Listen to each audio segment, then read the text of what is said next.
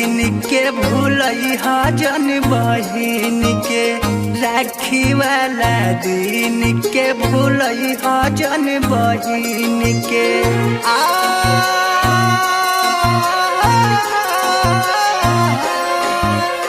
राखी वाला दिन के भूलैहा जन बहिन के राखी वाला दिन के भूलैहा जन बहिन के दूध होई दुखवा बोलैया दूध होई दुखवा बोलैया आवो आवो आवो